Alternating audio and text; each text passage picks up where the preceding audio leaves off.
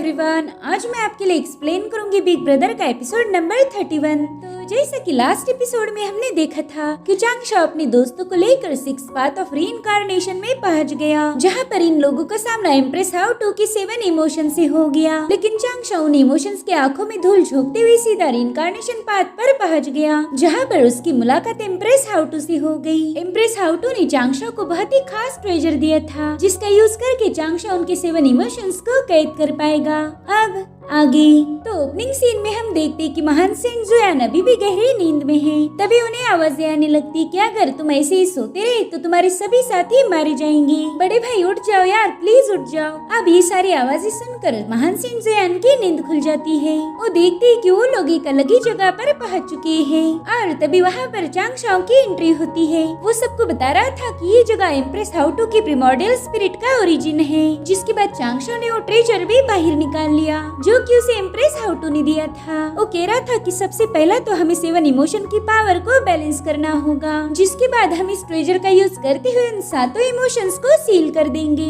और तभी चांगशाओ की नजर एक नए बंदे पर पड़ती है। तो चांगशाओ उनसे पूछता है, जनाब क्या आप मुझे बता सकते हो कि आप हो कौन? जिस पर वो बंदा कहता है कि मैं चान टाओइज्म का मास्टर यू डिंग जेनरेन हूँ। मास्टर युआनशी बुद्धा ने मुझे यहाँ पर तुम्हारी मदद करने के लिए बुलाया था। अब यू डिंग जेनरेन ये नाम सुनकर चांगशाओ को याद आता है कि ये बंदा तो यांग लांग का मास्टर है और इसी बंदे ने माउंटेन को 2 हिस्सों में स्प्लिट किया था। इसमें कोई शक नहीं कि ये बंदा एक एक्सपर्ट है। युआनशी बुद्धा ने इतने पावरफुल बंदे को यहाँ बुलाकर मेरी काफी ज्यादा मदद की है। अब चांगशा उसी ट्रेजर का यूज करते हुए सबको बता रहा था कि ये ट्रेजर 7 इमोशंस को रिप्रेजेंट करता है। इनमें से इवल इमोशन सबसे ज्यादा स्ट्रॉन्ग है, जिसके बाद डिजायर इमोशन और एंगर इमोशन ये दोनों भी काफी ज्यादा पावरफुल है। अब इसके बाद नंबर आता है फियर, लव एंड जॉय का। तो हमें इन सभी इमोशंस को बैलेंस करना होगा। अगर आपका मुकाबला डिजायर और एंगर इमोशन से होता है तो उन्हें वीकन करने की कोशिश करो, उनके साथ फाइट करके उन्हें कमजोर बना दो। वहीं पर लव एंड जॉय को ओवर पावर कर दो। इससे इन 7 इमोशंस में एक बैलेंस बनेगा और फिर हम बड़ी ही आसानी के साथ इन 7 इमोशंस को कैद कर देंगे। मेरे पास स्पिरिचुअल वाइन की रूट्स है।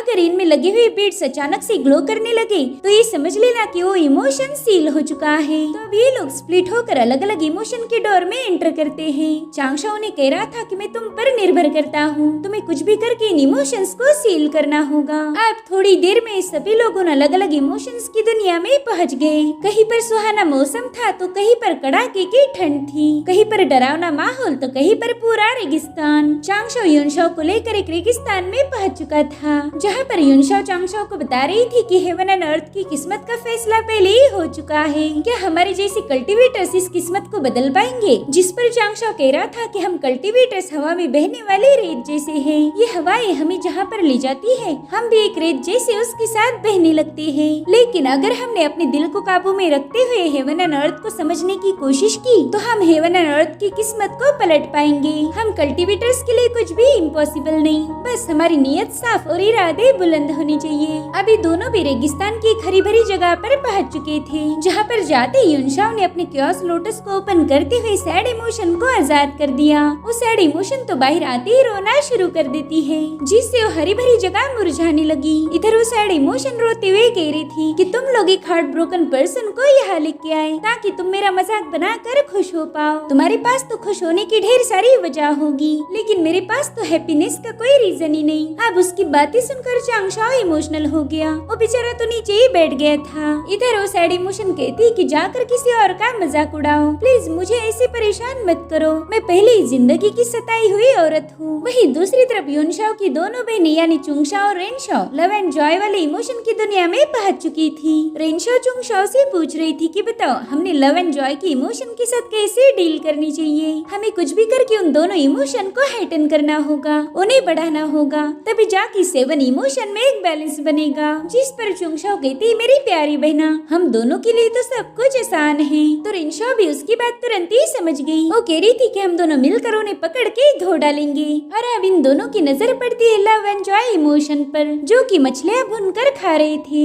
अभी दोनों पीछे से आकर उन पर हमला करने ही वाली थी कि तभी उन दोनों इमोशंस ने अपने मास्क उतार दिए। वो बड़े ही प्यार से पूछ रही थी कि सिस्टर क्या आप हमसे मिलने आई हो? उन दोनों की प्यारी सी शक्लें देखकर इनका इरादा बदल जाता है। इनफैक्ट उन दोनों इमोशंस ने तो इन्हें कुछ फूल भी दिए थे। वो कहती कि आप भी हम दोनों जैसे ही ट्विंस हो, क्या तुम दोनों हमारे साथ साथ खेलना चाहोगी? उनकी मीठी सी बातें सुनकर ये दोनों भी बहक गई। अब उस जगह पर इंद्रधनुष के रंग बिखर चुके थे, साथ ही वहाँ का मौसम भी काफी सुहाना बन गया, जिसे देखकर चुंगशा और रेनशाओ दोनों भी खुश हो गई। अब ये दोनों बहनें उन दोनों इमोशंस के साथ 6 छप्पा 6 खेलना शुरू कर देती है। इधर डुबाउ डाओरिन जो कि अपने चूहे वाले फॉर्म में था, वो ये सब देखकर हैरान हो गया। वो कहता है कि लव एंड जॉय इमोशन काफी ज्यादा स्ट्रॉन्ग निकले, हमें तो लगा था कि हम इन्हें आसानी से कंट्रोल कर पाएंगे। वहीं दूसरी तरफ सैड वाले इमोशन को देखकर चांगशाओ का चेहरा पूरी तरह से लटक गया था। वो रोतड़ी चांगशाओ से कह रही थी कि इस दुनिया में कोई किसी को समझ के नहीं लेता, यहाँ पर तो लोग बस दिखावा करते हैं कि वो हमें समझते हैं, हमसे प्यार करते हैं, मगर हकीकत तो ये है कि वो खुद के अलावा किसी और का सोचते भी नहीं। मैं तो इस दुनिया में रह के तंग आ गई हूँ, मुझे तो लगता है कि बस मुझे मुक्ति मिलनी चाहिए। जिस पर चांगशाओ कह रहा था कि हम जिस नजरिए से लोगों को देखते हैं, उसी तरीके से लोग हमारे साथ बिहेव करते हैं। हम इंसानों ने खुद होकर इन परसेप्शन के मीनिंग निकाले। हमारी दुनिया में गम और खुशी दोनों भी एग्जिस्ट करती है। जैसे कि तुम्हारा होना भी एक सच्चाई है, वैसे इन इमोशन का होना भी एक सच्चाई है। जिस पर वो कह रही थी कि इस दुनिया में गम नहीं होना चाहिए, इसलिए मेरा एग्जिस्टेंस किसी काम का नहीं, प्लीज मुझे डिस्ट्रॉय करके इस दुनिया को गम से हमेशा हमेशा के लिए आजाद कर दो। इसलिए युनशा उसके पास जाकर उसे ही समझाने लगती है कि तुम एम्प्रेस हाउटू का सैड इमोशन हो और उन्हें तुम्हारी मदद की जरूरत है। एम्प्रेस हाउटू ने खुद को सैक्रिफाइस करते हुए इस दुनिया के लोगों की तकलीफें दूर की। उसके खुद के अंदर ही काफी ज्यादा दर्द है, मगर इसके बावजूद भी वो लोगों की मदद करती है। मगर आज उसे तुम्हारे हेल्प की जरूरत है। जिस पर वो सैड इमोशन रोते हुए कह रही थी कि मुझे तो बस रोना धोना पता है, मेरे जैसा नाउम्मीद इंसान किसी की मदद नहीं कर सकता। उस बंदी के कंटिन्यू रोने की वजह से वहाँ पर एक इमोशन का तूफान बन गया था। चांगशाओ देखता है कि युनशाओ जो कि इमोशनली काफी स्टेबल है, वो भी सैड इमोशन के चक्कर में फंस चुकी है। अब वहाँ पर उस तूफान की इंटेंसिटी काफी ज्यादा बढ़ चुकी थी। चांगशाओ सोचता है कि अगर ऐसा ही चलता रहा तो हम एम्प्रेस हाउटू की मदद नहीं कर पाएंगे। इनफैक्ट हम भी इस दुख के तूफान में हमेशा के लिए ट्रैप हो जाएंगे। वहीं दूसरी तरफ हम ड्रैगन जैंग और युआनशी बुद्धा को देखते हैं, जिनका मुकाबला होने वाला था एंगर वाले इमोशन के साथ। युआनशी बुद्धा ड्रैगन जैंग से पूछता है कि बताओ इसे और गुस्सा कैसे दिलाया जाए। तो ड्रैगन जैंग सोचते हुए आगे बढ़ते हैं, लेकिन थोड़ी देर में वो यूटर्न मार के पीछे आ गए थे।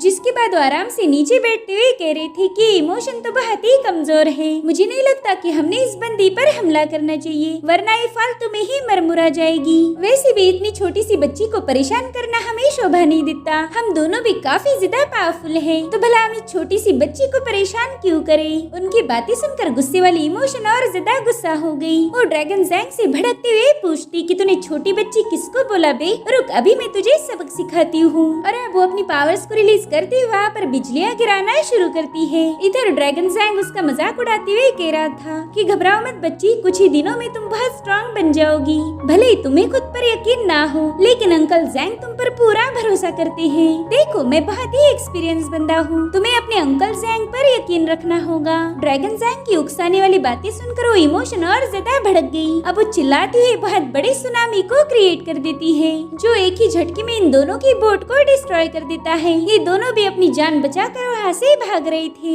युआनशी बुद्धा सोच रहा था कि ड्रैगन जैंग तो हमेशा चुप रहता है, लेकिन जैसे इसने मुंह खोला यहाँ पर तूफान आ गया। ये बंदा तो अपनी बातों से किसी के भी खून में आग लगा सकता है। अब ड्रैगन जैंग की बातों से गुस्से वाली इमोशन और ज्यादा भड़क चुकी थी, और इसी के चलते ट्रेजर पर लगी हुई बीड ग्लो करने लगी, जिसका मतलब ये था कि गुस्से वाला इमोशन एक प्रॉपर गुस्से में आ चुका है, यानी कि वो स्टेबल हो गया। इधर चुंगशा और रेनशाओ की 6 छप्पा 6 अभी भी जारी थी, जिसे देखकर डुबाउ डाओरिन अपने ही मुंह पे चमाटे मार रहा था। वो कहता है कि यहाँ पर इतने मजे चल रहे हैं, अब तो मुझसे भी कंट्रोल नहीं हो रहा। जिसके बाद वो सीधा लव एंड जॉय के सामने कूद गया। ये दोनों भी इतने प्यारे चूहे को देखकर उसका लाड़ करने लगती है। वो कह रही थी कि वाह तुम तो बहुत ही क्यूट हो। और तभी डुबाउ डाओरिन ने वहाँ पर एक आतिशबाजी कर दी। उसमें से कलरफुल फायर नहीं बल्कि ट्रेजर निकल रहा था। उस ट्रेजर को देखकर तो दोनों काफी ज्यादा खुश हो गई। उन्होंने ऐसी खजाने की बारिश पहली बार देखी थी। डुबाउ डाओरिन कह रहा था कि इनका जॉय इमोशन बहुत ही ज्यादा स्ट्रॉन्ग है, तो क्यों ना उन्हें इतना खुश किया जाए कि उनकी आंखों में खुशी के आंसू आ जाएंगे।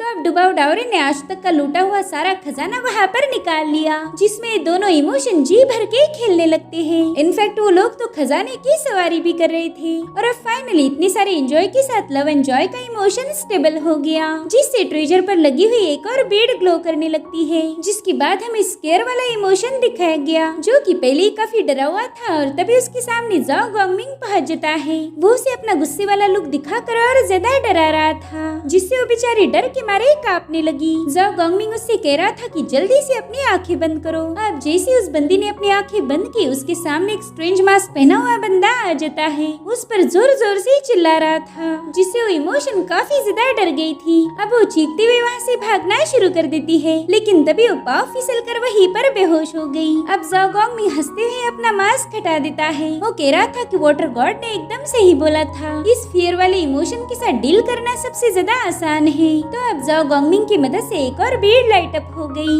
वहीं दूसरी तरफ हम यूडिंग जेनरेन को देखते हैं, जो कि डिजायर वाले इमोशन के पास पहुंच गए। वो एकदम ही कातिलाना अंदाज में उनसे पूछ रही थी कि बताओ मेरी जान, तुम्हारी क्या ख्वाहिश है। उसके इस फ्लर्टी अंदाज से यूडिंग जेनरेन घायल हो गए थे, लेकिन तभी उन्हें चांगशाओ ने बताई हुई बात याद आती है। चांगशाओ ने उन्हें डिजायर वाले इमोशन से खास बच के रहने के लिए बताया था, क्योंकि ये इमोशन कभी स्ट्रॉन्ग दिखाती है तो कभी कमजोर बनती है। वो तुम्हारे दिल के अंदर खलबली मचा सकती है। अगर तुम उसके छलावे में फंस गए तो समझ लो तुम्हारा कल्टीवेटर का हार्ट गया काम से। तुम तो उसे पाने की ख्वाहिश में उसके गुलाम बन जाओगे। लेकिन मेरे पास एक ऐसा टूल है जिससे तुम्हारे दिल की उबाले शांत हो जाएगी। तुम उसकी खूबसूरती के छलावे में कभी भी फंस नहीं सकते। बस एक बार तुम्हें स्क्रॉल पर नजर मारनी है। जिसके बाद चांगशाओ स्क्रॉल को ओपन कर देता है। ये सभी लोग उसे बड़े ही प्यार से देख रहे थे, क्योंकि इसमें बेइंतहा खूबसूरत लड़कियों की ड्राइंग बनी थी, जिन्हें देखकर इन सबके मुंह में पानी आ जाता है, जिनमें महान सेंट जुयान भी शामिल है। इनफैक्ट चुंगशाओ और रेनशाओ को भी ये खूबसूरत लड़कियां काफी ज्यादा भा गई। लेकिन थोड़ी देर में वो ड्राइंग चेंज हो गई। वो सभी बदसूरत ड्राइंग में बदल चुकी थी। उन बूढ़ी औरतों को देखकर इन सबके मुंह लटक गए। सबसे ज्यादा दुख तो महान सेंट जुयान को हुआ था। इधर चांगशाओ इशारों में ही बता रहा था कि देख लो भाई, बस एक बार मेकअप निकल जाए फिर यही सच्चाई बाकी रहती है। उन बूढ़ी औरतों को देख के महान सेंट जुयान सोच रहे थे कि ये क्या देख लिया मैंने। वहीं पर जाओ गॉन्गमिंग अपनी आंखों को सैनिटाइज कर रहा था, मानो उसने किसी वायरस को देख लिया हो। इधर युनशाओ की बहन चांगशाओ से कह रही थी कि शायद मेरी बहन से मिलने से पहला तुम ऐसे ही फोटो देख के अपना समय बिताते होंगे। मुझे पूरा यकीन है कि तुमने इन खूबसूरत लड़कियों को जी भर के ताड़ा होगा। जिस पर चांगशाओ कह रहा था कि ये तो बस एक सेल्फ डिफेंस है। तुम्हारी बहन के होते हुए भला मैं किसी और लड़की को कैसे ताड़ सकता हूँ। ये सुनकर युनशाओ भी शर्मा रही थी। तभी डुबाउडा और इन चांगशाओ यानी कि वाटर गॉड की तारीफ कर रहे थे। वो कहते कि जहाँ पर हमारी सोच खत्म होती है तुम वहीं से सोचना शुरू कर देते हो। अब कहानी फिर से प्रेजेंट मोमेंट में आ जाती है। यूडिंग जेनरेन ने उस स्क्रॉल को अच्छे से देख लिया था। वो कहते कि अच्छा हुआ मेरे पास ये स्क्रॉल है, वरना ये डिजायर वाली इमोशन तो मुझे अपने जाल में फंसा ही लेती। जिसके बाद वो अपनी पावर्स को एक्टिवेट करते हुए वहाँ पर कुछ एन्चेंटमेंट शुरू कर देते हैं। वो कहते बच्ची तुम्हें मेरे टेस्ट को पास करना होगा। जिस पर वो इतराती हुई कह रही थी कि आज तक ऐसा कोई पैदा नहीं हुआ जो मुझे रोक पाए। जिसके बाद उसने भी अपनी पावर्स को रिलीज करना शुरू कर दिया। डिजायर इमोशन की पावर उस पूरी जगह में फैल गई थी। तब तक वो यूडिंग जेनरेन के पीछे से अटैक करने आ जाती है। उसी वक्त यूडिंग जेनरेन ने अपना खास कोल्ड्रन बाहर निकाल लिया, जिसमें यूडिंग जेनरेन ने अपनी अल्टीमेट पावर्स ऐड कर दी। ऐसा करते ही वो कोल्ड्रन साइज में काफी बड़ा होकर सीधा डिजायर इमोशन पर अटैक कर देता है। डिजायर इमोशन गुस्से में कह रही थी कि अच्छा तो तुम मुझे ब्लॉक कर सकती हो। जिस पर जेनरेन बता रही थी कि सारे इमोशन हमारे हार्ट से पैदा होते हैं। अगर हम अपने दिलो दिमाग पर काबू रखें तो कोई भी इमोशन हम पर भारी नहीं पड़ सकता। ये सुनकर डिजायर इमोशन वहाँ से भागना शुरू कर देती है। वो समझ गई थी कि इस बार उसका पाला एक सख्त लौंडे से पड़ा है। ये बंदा उसकी खूबसूरती या फिर मीठी मीठी बातों की झांसी में नहीं आने वाला।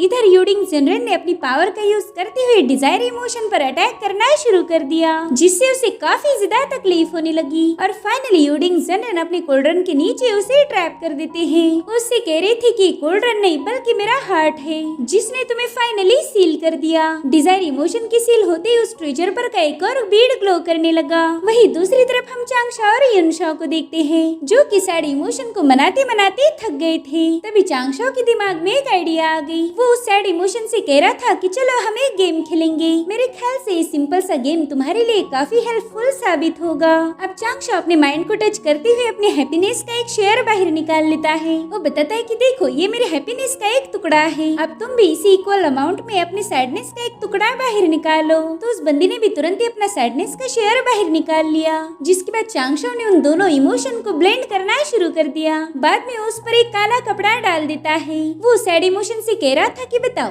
अब इसमें खुशी होगी या गम होगा। जिस पर वो बताती है कि इसमें कोई खुशी नहीं और ना ही कोई गम है, ये तो बस इमोशन का क्योस है। तो चांगशो कहता है कि इसी क्योस ने यिन एंड यांग को जन्म दिया। इट मीन्स कि इसमें 50% खुशी है और 50% गम है। शायद इमोशन भी उसकी बात से अग्री थी। चांगशो कहता है कि इस दुनिया में ऐसा कोई शख्स नहीं जिसे हमेशा खुशी ही मिलती रहे, या फिर कोई ऐसा बंदा भी नहीं है जो हमेशा दुखी रहे। इन्हीं इमोशन की वजह से तो हमारी लाइफ स्पेशल बनती है। अगर तुम हमेशा खुशी रहो तो फिर तुम्हें जिंदगी का मजा नहीं आएगा। खुशियों पर तड़का मारने के लिए थोड़ी सी गम तो होनी ही चाहिए। और मुझे पता है कि एक दिन तुम भी ये बात समझ जाओगी। जिस पर सैड इमोशन कह रही थी कि मुझे दुनियादारी की बातें मत बताओ, मैं जानती हूँ कि तब तक मैं जीऊंगी ही नहीं। साथ ही युनशा भी उसे समझा रही थी कि सिर्फ दुखों से ही तुम एग्जिस्ट नहीं करती। इस दुनिया में मौजूद हर एक पर्सन को कभी न कभी दुख तो होता ही है। अब इन दोनों की बातें सुनकर सैड इमोशन को थोड़ा सा सब्र आ गया था, मगर वो अभी भी उस कपड़े के नीचे दबे हुए इमोशन को चेक करने से कतरा रही थी। इधर चांगशो सोचता है कि ये सारी दुनियादारी की बातें तो मैं मेरे ब्लू प्लैनेट से सीख के आया था। वहाँ पर तो मोटिवेट करने वाले लोगों की कोई कमी नहीं है। चांगशो वहाँ की तूफान को देखते हुए सोचता है कि फिलहाल तो जॉय, लव, एंगर, फियर और डिजायर ये सारे इमोशन स्टेबल होने के क्लोज है। बस अब ये लिटिल सॉरो इमोशन मेरी बात मान जाए, फिर ये भी काबू में आ जाएगी। पता नहीं अब महान सिंह जुयान के क्या हाल है। इधर हमें बहुत ही खतरनाक इवल मॉन्स्टर दिखाया जाता है जिसे इवल इमोशन ने क्रिएट किया था। ये इन 7 इमोशन में सबसे पावरफुल इमोशन मानी जाती है। सिंह जुयान चांगशो को बता रहे थे कि इसे स्टेबल करने में वक्त लगेगा, क्योंकि ये इमोशन बहुत ही ज्यादा खतरनाक है। जिस पर चांगशो कह रहा था कि हमें ये सब जल्दी ही करना होगा, अदरवाइज जेड एम्परर की सोल रीबर्थ ही नहीं ले पाएगी और ना ही वो वापस आएंगे। अगर ऐसा हुआ तो हमारा हेवनली कोड बहुत बड़ी मुसीबत में फंस जाएगा। और इसी के साथ ही कमाल का एपिसोड यहीं पर एंड हो जाता है। Thank you so much for watching. Bye bye, take care.